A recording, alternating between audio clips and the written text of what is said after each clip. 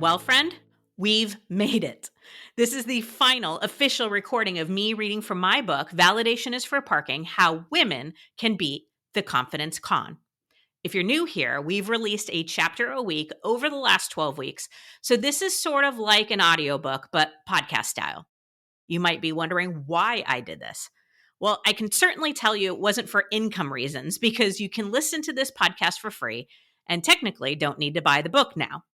And it wasn't for simplicity or ease, because it doubled the time and expense associated with our podcast, because we doubled the amount of episodes we release each week, which of course meant more recording time for me, but also more time for my editing and production team.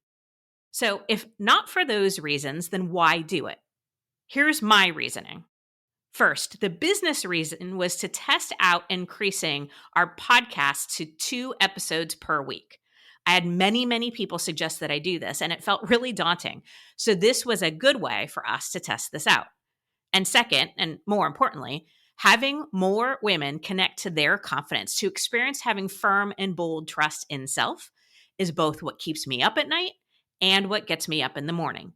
Well, that and my 1 cup of half-calf coffee, which is a requirement for me to start any day.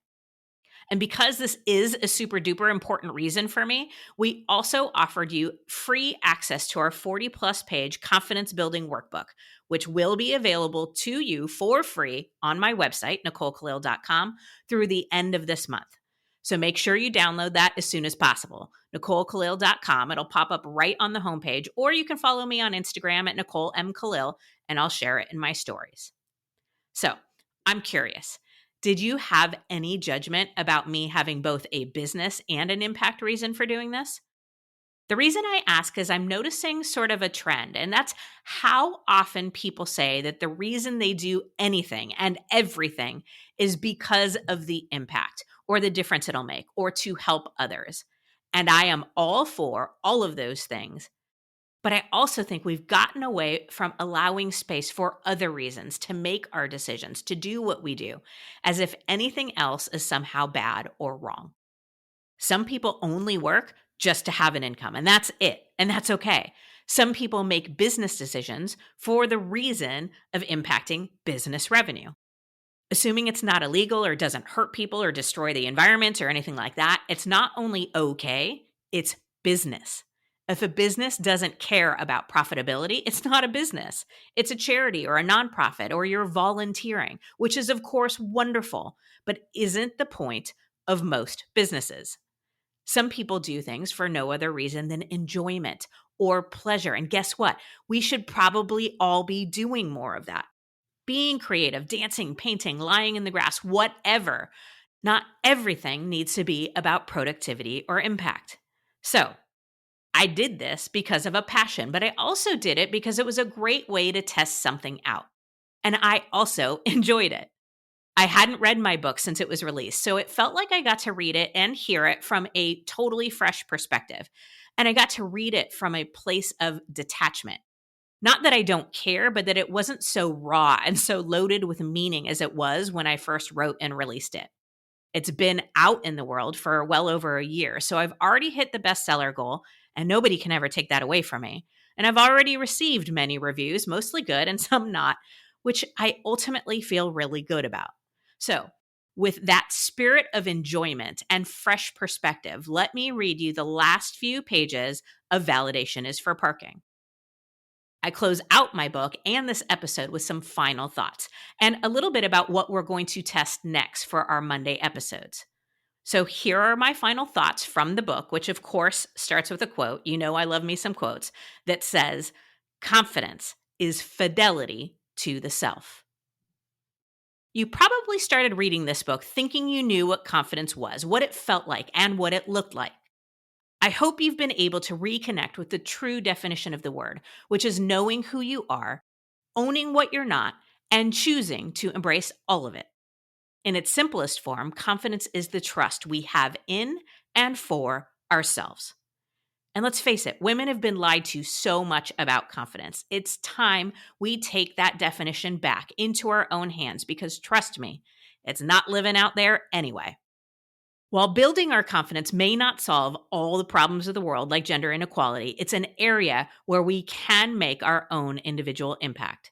It's our own little piece of a very large and complex puzzle that we have ownership over. No one can take it away from us unless we let them, and nobody can give it to us either. I often think about what would happen, what could happen in our world if it were filled with more confident women. I firmly believe it would look very different from the way that it does today, for the better. And that's why I wrote this book. That's why I speak to women and men and anyone of any gender about confidence. Often people ask me how they raise confident kids, and my response is always to be a confident parent.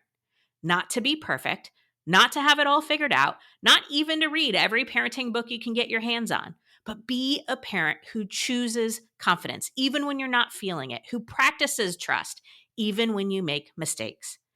Demonstrate confidence in a way that ripples out and makes waves the next generation can ride. The answer is also the same if you're asking how to create confident employees or teams. Be a confident leader. What would corporate culture look like if women had more confidence? How many women would be raising their hands for the promotions and the C suite positions? Better yet, how many women would leave corporate cultures or refuse to do business with companies who don't value women in leadership or value pay equity, making those companies lose profit and their competitive edge? How many women would start their own companies and build their own businesses? What would happen with food scarcity, access to healthcare, or issues related to racial inequality in a world of more confident women? My experience is that when women rise, everyone else rises with us. And listen, I know you just want to be happy. We all do. But I also believe that as a society, we've become overly obsessed with that feeling. This journey isn't about feeling happy all the time, and there's nothing wrong with you if you don't. It isn't about avoiding challenges or pain because you can't. The important thing is that it's always in our power to stand for our happiness, to choose happiness, and our own confidence is the force that enables us to get back up no matter how many times we fall. Author Anne Morrow Lindbergh once wrote, "Do not wish me happiness. I don't expect to be happy all the time. Wish me courage and strength and a sense of humor. I will need all of them." And if that were my quote, I'd add confidence to the list. I wish you confidence because I know you'll need it. We all do. So I will leave you with this: get into action. Whether it's taking the first steps toward a seemingly impossible goal or taking on the confidence derailer that affects you the most, get proactive and get in motion. Try an exercise or build a habit from this book and see what happens.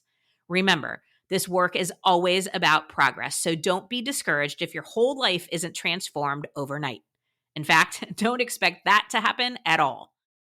This will always be a journey, and over time, you will feel trust building within yourself.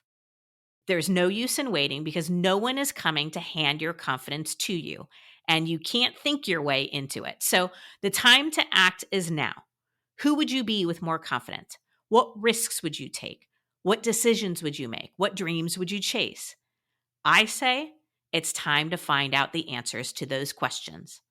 Take this as a loving reminder that you are not alone. I'm right here climbing that mountain alongside you, and I will always be cheering you on. And there are many, many other women climbing mountains out here with us, putting one foot in front of the other, just like you. When we pass each other, let's give a high five instead of tearing each other down. Let's leave that comparison and judgment behind. It's too heavy to carry anyway. We're in this together, and the time has come to see what's possible.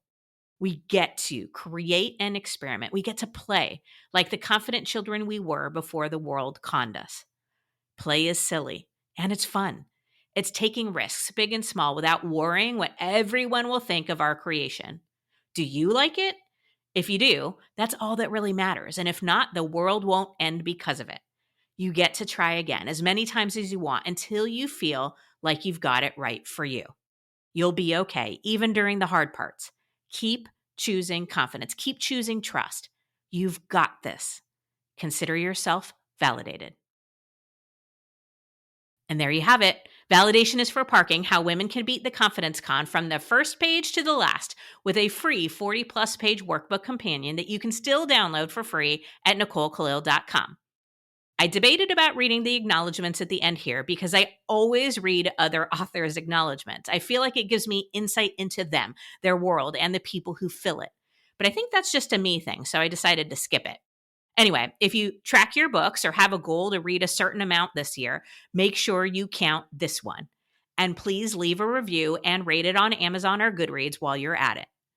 So what's next for Mondays? Well, we're sticking to the theme of confidence for now because, again, there's not much more I care about than you connecting with your confidence.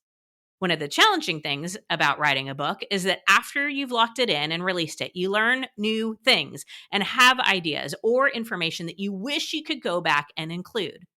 And since I won't be writing another book anytime soon, I figured we could release podcast episodes about confidence that I wish I could go back and add into my book. Things like more of the confidence derailers. I only focused on 5 in the book, but there are many more. Things like people-pleasing and some new learnings about perfectionism, among many others. And we're also going to dive deeper into all the different ways you can build internal trust. I listed 10 somewhat briefly in Chapter 10, but there are, of course, many more. And many of the ones I listed deserve a much deeper dive. Because if confidence is firm and bold trust in self, and it's built internally, which I absolutely believe that it is, then we could all use some more ideas, tactics, and examples of that, right?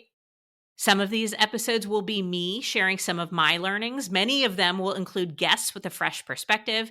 And in some cases, we're going to re-release some of our favorite, let's call them classic episodes of This Is Woman's Work that I wish I would have heard prior to writing my book, because some of that information would have absolutely been included. In short, Mondays will still be all about confidence. Your confidence, so you can make the decisions, take the risks, have the tough conversations, and chase the dreams each and every week. I, for one, can't freaking wait. Thank you for listening, and remember, confidence is when you know who you are, own who you're not, and choose to embrace all of it. And validation is for parking.